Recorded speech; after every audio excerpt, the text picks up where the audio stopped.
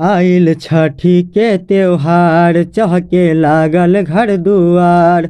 माई के महिमा अपार, लोगवा बोले जय जयकार। छठी माई के कहरब बरतिया भोरहरी में 4 बजे।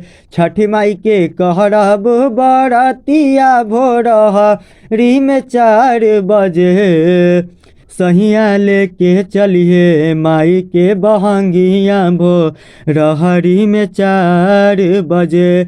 सहिया लेके चलिए माई के बहंगिया भोरहरी में 4 बजे। छठी माई के कहरब बरतिया भोरहरी में 4 बजे। छठी माई के कहरब बरतिया भोरहरी में 4 बजे।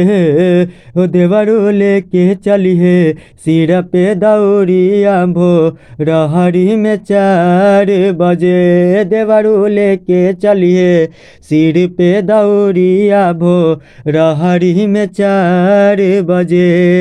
ए हो सखी तनी चुनरी ले आव, चुनरी लाके माँ के ओढ़ाव, माँ के ओढ़ा के रूप सजाव, जिंदगी अपन सफल बनाव। ए हो सखी तनी चुनरी ले आव, चुनरी लाके माँ के ओढ़ाव, माँ के ओढ़ा के रूप सजाव, जिंदगी अपन सफल बनाव।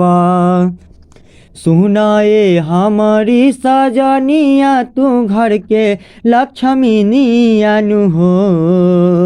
सुनाए हमारी सजनिया तू घर के लक्ष्मीनिया नु हो।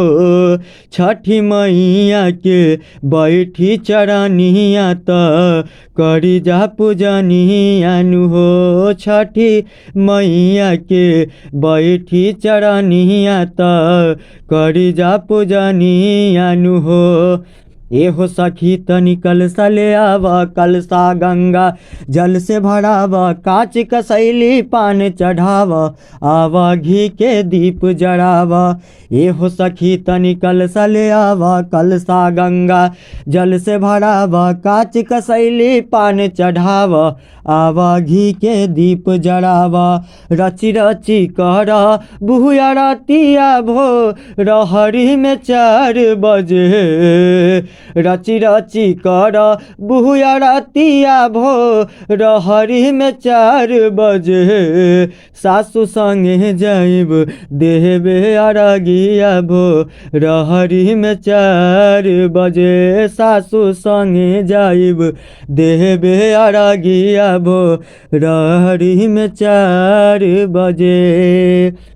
नीमुआ नारंगिया से भरल डलैया, नींबुआ नारंगी से भरल डलैया। कियरगा चढ़ावे सुहागिन तिवैया, कियरगा चढ़ावे सुहागिन तिवैया। उगी है आदित्य माला होखी है सहैया।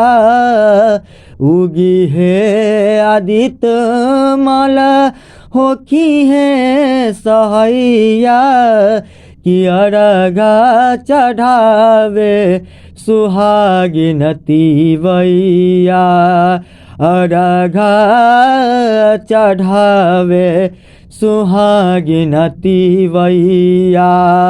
नींबुआ नारंगी से भरल डलैया, कियरगा चढ़ावे सुहागिन तिवैया, अरगा चढ़ावे सुहागिन